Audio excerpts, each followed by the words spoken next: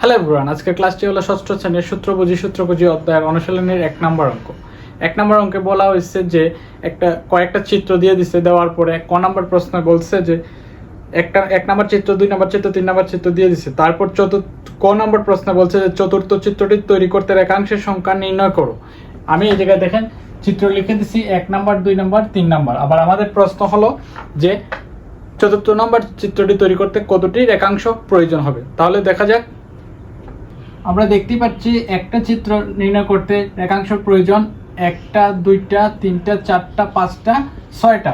তাহলে দুইটা চিত্র অঙ্কন করতে প্রয়োজন 1, 2, 3, 4, 5, 6, 7, 8, 9, 10, 11টা। এবং 3 নম্বর চিত্র অঙ্কন করতে আমাদের প্রয়োজন 1, 2, 3, 4, 5, 6, 7, 8, 9, 10, 11, 12, 13, 14, 15টা। এবং আমরা 4 নম্বর চিত্র অঙ্কন করেছি এই জায়গায়। 4 নম্বর চিত্রতে আমাদের প্রশ্ন হলো 4 নম্বর চিত্রে কয়টি রেখাংশ প্রয়োজন। তাহলে আমাদের প্রথমত 4 নম্বর চিত্রটি অঙ্কন করলাম। অঙ্কন করার পর আমরা এখন গণে নিব যে কয়টা রেখাংশ প্রয়োজন। 1, 2, 3, 4, 5, 6, 7, 8, 9, 10, 11, 12, 13, 14, 15, 16, 17, 18, 19, 20, 21। তাহলে আমরা জেনে গেলাম চতুর্থ নম্বর চিত্রটি তৈরি করতে আমাদের 21টা রেখাংশ প্রয়োজন। সো চিত্রটিতে মোট রেখাংশের সংখ্যা লিখে দিব 21। আমাদের ক নাম্বার আনসার হয়ে গেছে। এখন চলেন দেখা যাক ক নাম্বার অঙ্কে কি বলা হয়েছে। ক নাম্বার প্রশ্নে বলছে যে চিত্রগুলোর রেখাংশের সংখ্যা কোন গাণিতিক সূত্র বা নীতিকে সমর্থন করে যুক্তি সহ ব্যাখ্যা করো। চলেন আমরা ব্যাখ্যা করি। ক নাম্বারে বলছে গাণিতিক সূত্র বের করতে। আমরা জানি প্রথম চিত্রের রেখাংশের সংখ্যা 6টিকে আমরা আবার ভেঙে লিখতে পারি 5 গুণ 1 প্লাস 1। আবার যদি গুণ করি 5 একে 5 আর 8 একে 6। সেম ভাবে আমরা দ্বিতীয় চিত্রের রেখাংশের সংখ্যা জানি 11।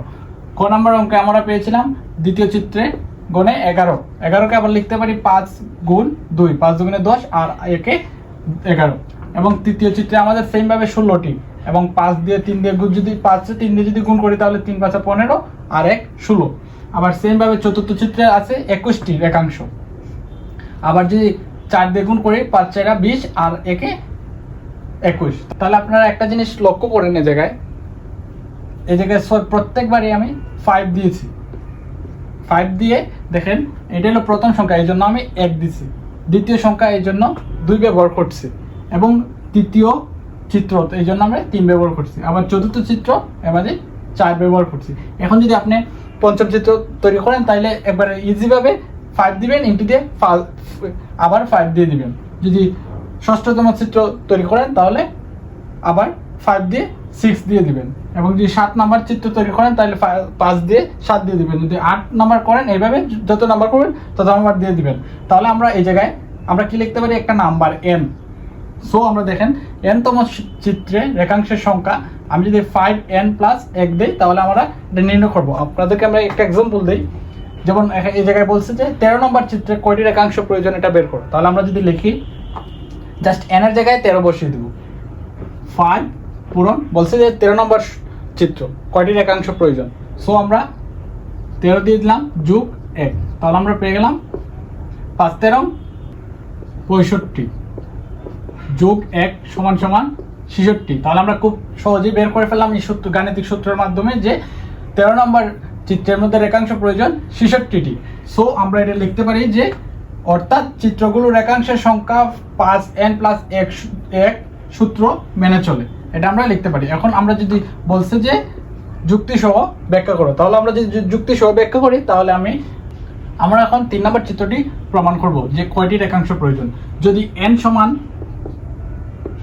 3 নম্বর চিত্র হয় তাহলে দেখেন আমরা জানি যে 5n যোগ 1 সমান সমান কয়টি চিত্র। দেখেন 5 গুণ n সমান কত 3, তাহলে 3 যোগ 1 সমান সমান কত হচ্ছে 3 5 15 আর থেকে 16। তাহলে আমাদের 3 নম্বর চিত্রের রেখাংশ প্রয়োজন 16টি। এটা আমাদের যুক্তি। তাহলে আমাদের 5n প্লাস 1 সূত্রটি মেনে চলে, এটাই আমাদের আনসার।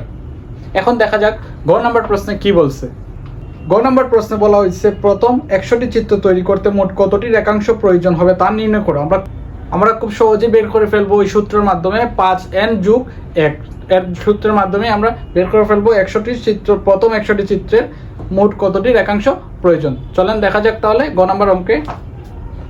গ নাম্বার আনসারে দেখেন বলছে n তম রেখাংশের সংখ্যা 5n+1। আমরা জানি যততম চিত্র তৈরি করব তততম হলো n এটা নাম্বার দিয়ে দিলেই আমাদের আনসার বেরিয়ে যাবে। আমরা বের করব কততম রেখাংশের চিত্র, আমরা বের করব 100তম রেখাংশের সংখ্যা। 100তম চিত্র যদি আমরা অঙ্কন করি তাহলে আমাদের রেখাংশ প্রয়োজন হবে কতটি? n এর জায়গায় কতটি দিব? 100 যোগ 1, তাহলে 5 দিয়ে যদি 100 গুণ করি তাহলে 500 যোগ 1, তাহলে 501টি রেখাংশ প্রয়োজন। তাহলে আমাদের গ নম্বর প্রশ্নে বলছে যে প্রথম 100টি চিত্র তৈরি করতে মোট কতটি রেখাংশ প্রয়োজন হবে তা নির্ণয় করো। তাহলে আমরা প্রথম 100টি যদি নির্ণয় করি তাহলে আমাদের সমষ্টির সূত্র হবে। আমরা জানি সমষ্টির সূত্র, এই জায়গায় দেখেন সমষ্টির সূত্র লিখে দিচ্ছি। এই জায়গায় প্রথম বলতে বোঝানো হয়েছে প্রথম চিত্রের রেখাংশের সংখ্যা এবং শেষ চিত্রের রেখাংশের সংখ্যা এবং 2 দিয়ে ভাগ, এবং শেষ পদ বলতে বোঝানো হয়েছে যে কত নাম্বার চিত্র।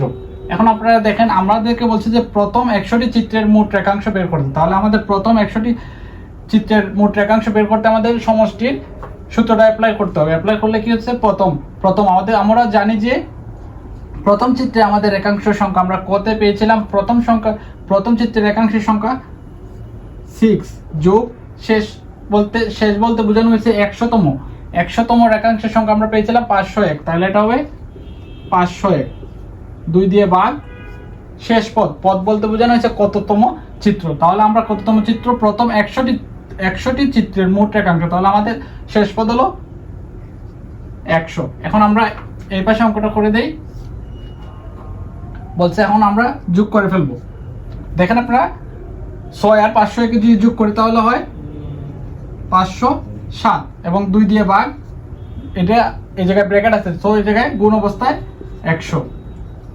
এখন যদি আমরা অঙ্ক করি তাহলে দেখেন কি হচ্ছে। এখন দেখেন আমরা যদি অঙ্ক করি তাহলে কি হয়, এই 2 দিয়ে 100কে আমরা কেটে দেব।